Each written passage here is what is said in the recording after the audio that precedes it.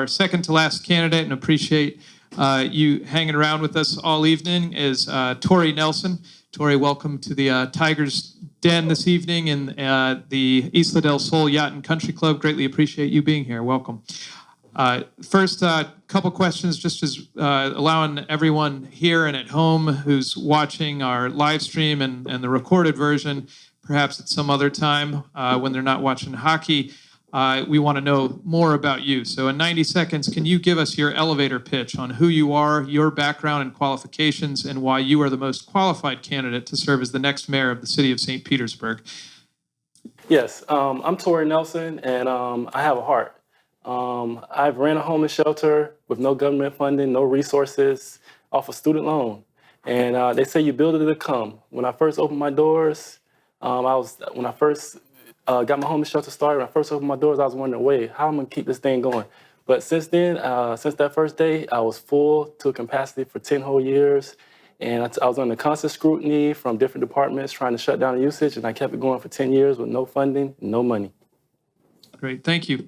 Could you connect your personal story that you have here in St. Petersburg to your vision for St. Petersburg's relationship in the future to the Tampa Bay region, the rest of the country, and how you would position the city to be a community of consequence throughout the United States? 60-second answer, please.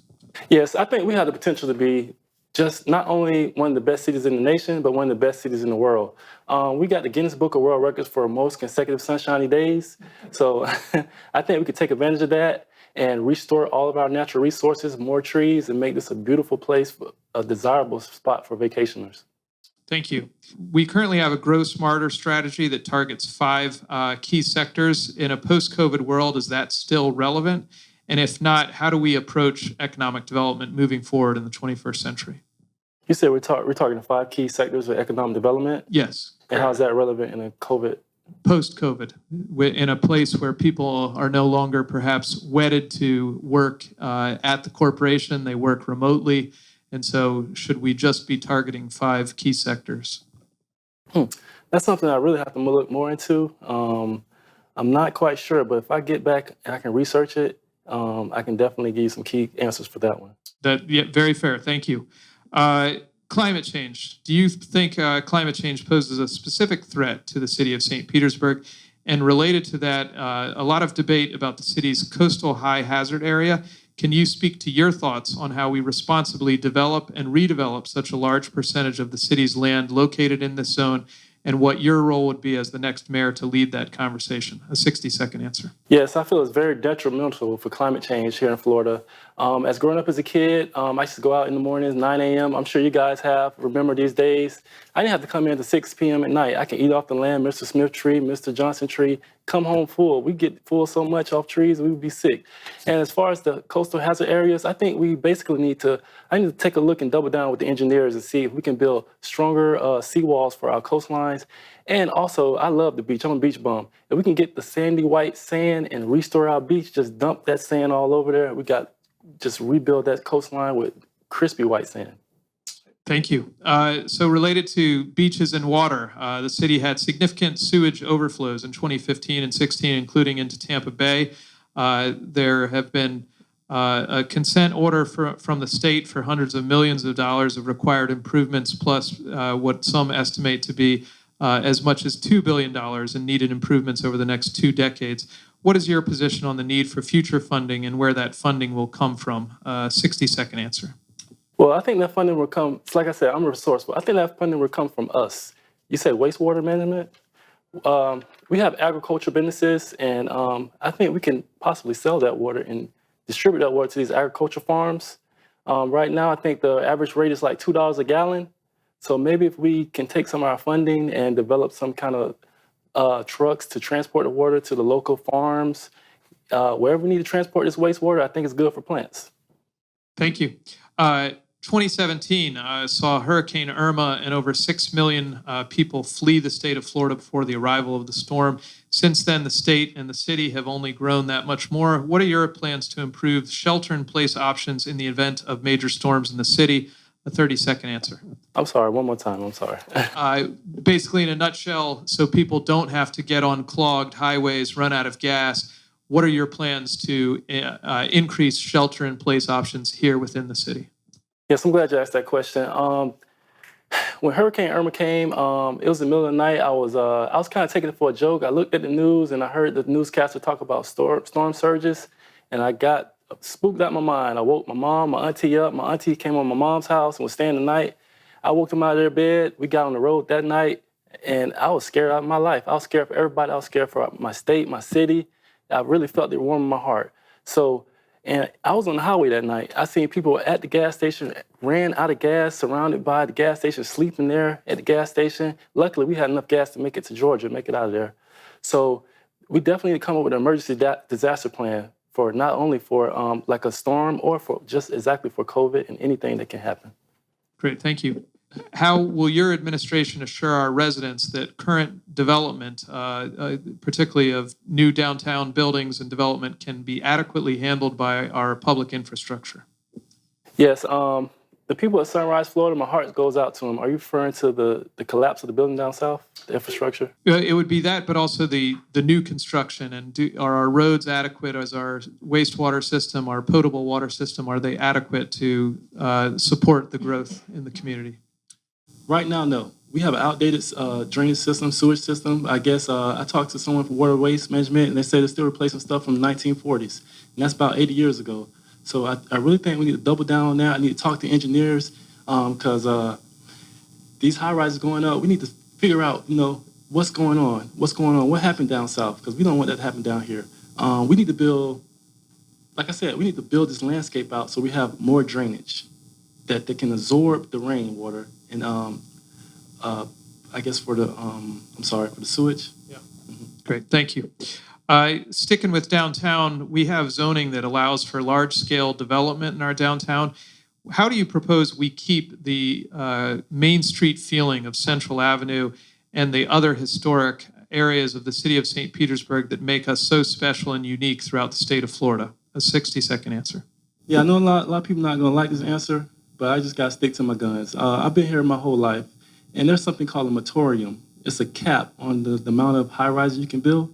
And right now, I think we have enough beautiful high-rises. It's enough elegant high-rises. I think we need to build responsibly. We need to take a second look at this and maybe slow down a little bit to maintain our historical value.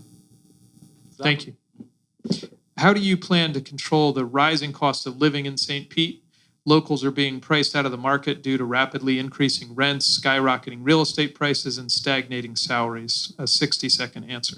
There again, it's the moratorium. I propose a moratorium. See, when you have a high-rise and it's built next to someone here that makes this amount of money, but this high-rise costs this amount of money, it spikes the rent.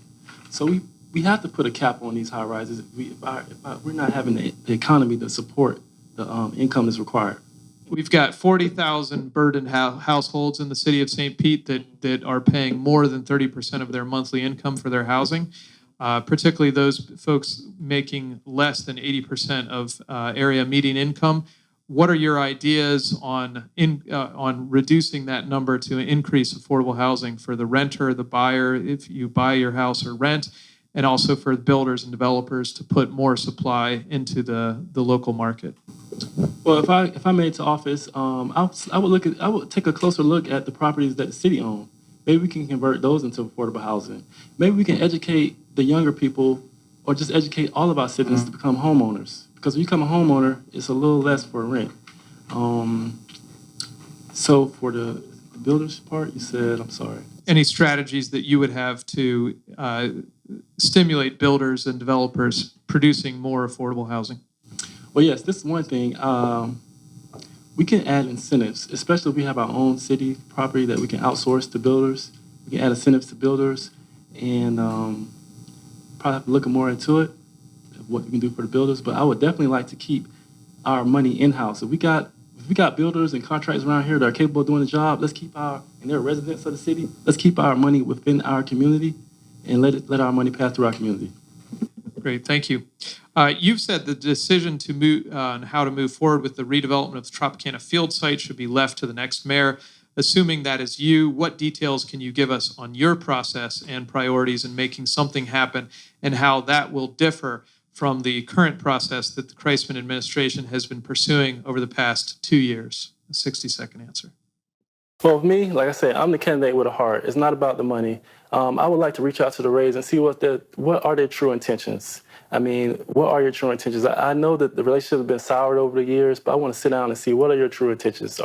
I know that you probably not have a major investment back, and right now they don't have much community support. We have to boost some community support to get more people at the games, and we have to help them out a little bit, and we have to see genuinely what are their intentions. Great, thank you. And then finally, a few questions on your own philosophy of leadership. For many years, there's been a relationship characterized by one of animosity between the city of St. Pete and Tallahassee's Republican majority. How would you plan on shifting that relationship to be one of greater collaboration? A 30-second answer.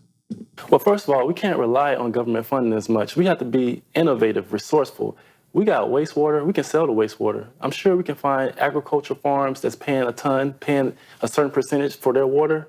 We can offer them at a lower rate. We can make money off our waste. Make another man's trash is another man's treasure. What is the role of citizens in generating the city's annual budget in the process? The role of our citizens? The citizens in participating in determining how the city's budget is allocated and how we spend our dollars every year. Yes, that's a good question. We maybe need to have more city elections to make these tougher decisions. Two brains are better than one. So we collaboratively in an effort together, and we build our community together. Great, thank you. The city's single largest annual expenditure is on law enforcement. How would you ensure that the St. Pete Police Department is a transparent, accountable body for all citizens, including particularly for the city's minority population? A 60-second answer. Hands-on. That's the only one way you can assure is transparency, hands-on. I mean, I will be the mayor. I have a lot of energy. Since I've been running, I can't sleep past 7 a.m. My brain wakes up racing. I'm thinking, how can I be a better mayor? How can I be a better candidate? How can I make the city better? So I know I will be hands-on. I will be down at the department. I will know every procedure, every report. I will be there as much as the chief. Excellent, thank you. And our final question this evening, Rick Kreisman has served the city for nearly 8 years as our mayor.